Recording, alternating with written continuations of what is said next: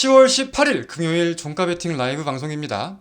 어제 이어가지고 이틀차 오늘 방송을 진행하고 있는데 종가 베팅이란 건 마칠 때쯤 사서 내일 장 시작할 때 파는 건가요? 설명을 한번 드릴게요. 자, 종가 베팅 매매는 오후 2시 30분부터 마감 시간이 3시 30분까지 다음날 상승 출발이 예상되는 종목을 매수하는 것을 종가 베팅이라고 합니다.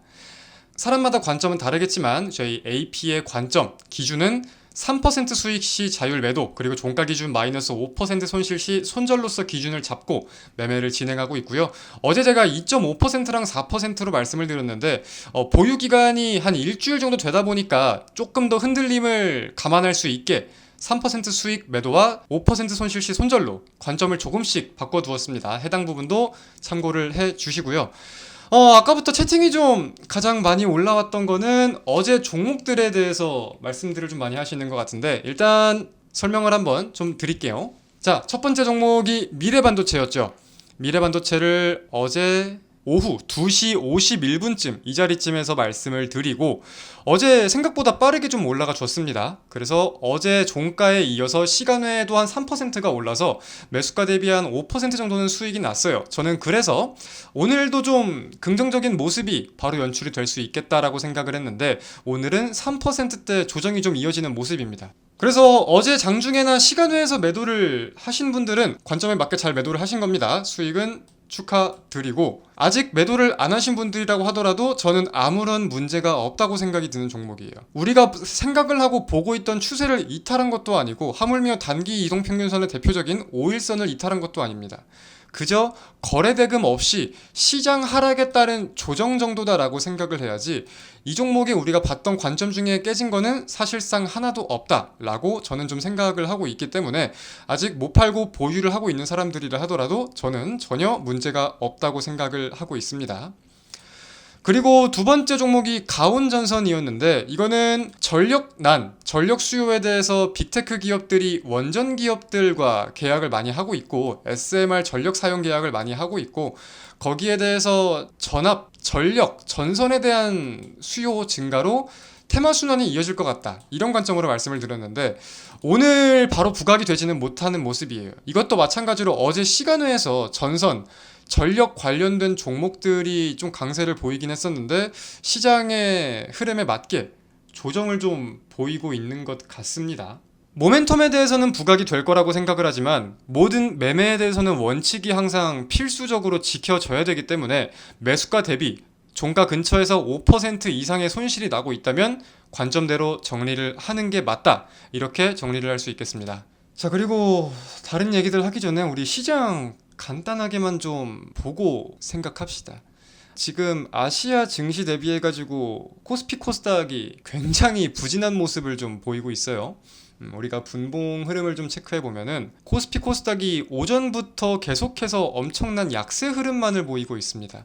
제가 여기에 대한 요인이나 내용들을 살펴보니까 결국 귀결되는 결론은 저한테는 딱 두 개였어요. 첫 번째는 북한에 대한 내용이 좀 있었고 두 번째는 금투세에 대한 내용이 좀 있었습니다. 하나하나 한번 짚어볼게요. 북한 같은 경우는 지금 많은 분들이 아시다시피 남과 북의 이 긴장감이 꽤나 고조가 되고 있는 상황이에요. 그래서 그런 내용들로 하여금 불확실성과 우려가 커지고 있는 상황이 아닌가라고 생각이 들고요. 금투세 같은 경우는 사실 뭐 어제 오늘 하는 이슈가 아니긴 한데 시장에서는 암묵적으로 이런 기대가 분명히 있었을 거라 생각을 해요. 지난주 금요일에도 이재명 지도부가 가닥에 대해서 언급을 하지 않았고 시장에서는 재보궐선거가 끝난 다음에 언급이 될 수 있지 않을까 하고 이제 그 주의 마지막인 금요일이 됐는데 어떠한 언급도 없다는 거에 대해서 실망 매물들이 좀 많이 쏟아져 나오고 있다.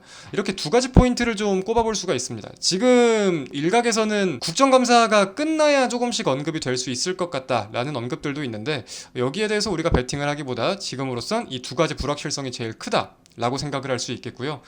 그리고 좀 애매한 게 오늘 사실 수급이 그렇게 많이 빠지는 건 아닙니다. 외국인 투자자가 현재 코스피에서 4,400억가량 매도하고 있고 코스닥에서는 500억가량 매도세를 보이고 있거든요. 근데 지금 코스닥이 1.60% 빠지고 있죠. 이거는 우리가 외국인이 엄청나게 팔아가지고 증시가 많이 빠진다 이렇게 생각을 해야 될 게 아니라 자, 이걸 한번 보여드릴게요. 힌트를. 오늘 거래대금 1등 종목이 이 종목이에요. YJ 링크라는 종목. 지금 거래대금이 1조 3천억 넘게 들어오고 있는데 이게 지금 어떤 연관성이 있을 것 같으세요, 여러분은? 거래대금과 이 신규 상장주가. 제가 말씀드리고자 하는 관점이 지금 뭐냐면은 시장에 돈이 갈 곳이 없을 때 보통 신규 상장주로 많이 가요. 시장에 돈이 갈 곳이 없을 때 빠지기도 많이 빠지지만 신규 상장주로 많이 가요. 그러면서 전반적으로 원래 상장이 되어 있던 종목들에 대해서는 더욱더 투자 심리가 안 좋아지는 영향을 꼽아볼 수가 있는 거고, 두 번째는 반발 매수가 없다는 거예요. 객관적으로 지금 미국 증시가 오른다고 해도 국내 증시가 그 모멘텀을 그대로 받아가는 게 아닌 상황입니다. 그러니까 외국인이 조금이라도 던지면은 거기에 대해서 내가 주워야겠다, 이거 싼 가격이야, 지금 기회야 라고 누군가가 물량을 받아서 사는 게 아니라 매도하는 족족 반발 매수가 없이 계속 그냥 아래 가격에만 매도가 되기 때문에 주가가 매도 물량 대비해서 더욱더 심하게 빠지고 있는 거예요. 종목만 보더라고 하더라도 이 거래량이 없는 종목들은 막 호가 텅텅 비어가지고 한 번 팔면은 5호가씩 빠지고 그러잖아요. 그런 여파라고 생각을 하면 됩니다. 그래서 국내 증시에 돈이 안 몰리는 이유가 지금 나온 거고, 그렇게 많이 빠지는 건 아닌데 증시가 더욱 예민하게 반응하는 이유까지 이렇게 해석을 할 수 있는 거예요. 이해되시죠? 근데 오늘 베팅을 하든 안 하든 그게 중요한 게 아니라, 저는 여러분들이 이 종가 베팅이라는 거는 꼭 계속 연습을 하고 공부를 많이 해보셨으면 좋겠어요.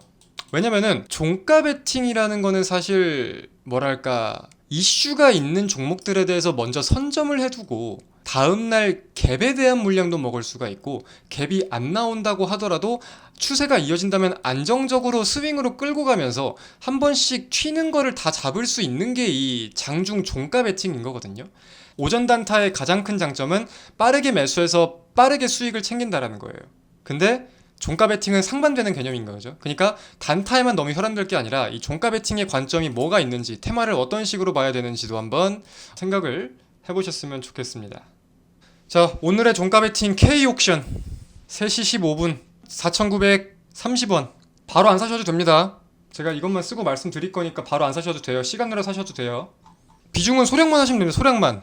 공부하는 관점으로 소량만 하시면 됩니다. 자, K옥션, 제가 사실 원래 이쪽 테마에서 계속 보고 있던 종목은 이거예요. 핀거. 지금 여러분들도 제가 이 차트 계속 보는 거 보셨죠? 원래 제 관심 종목은 핀거였는데, 핀거는 사실 저점 대비해가지고 100% 이상 지금 오르기도 했고, 우리가 리스크를 따져볼 때도 낙폭이 조금 클 수 있을 것 같아. 올라가도 가장 크게 올라가겠지만 낙폭도 클 것 같아. 근데 반대로 K옥션의 경우는 시가총액이 그렇게 가볍거나 호가가 얇은 종목도 아니었고, 타점으로서 제일 괜찮아 보였어요. 지금 제가 보고 있는 테마는 STO입니다.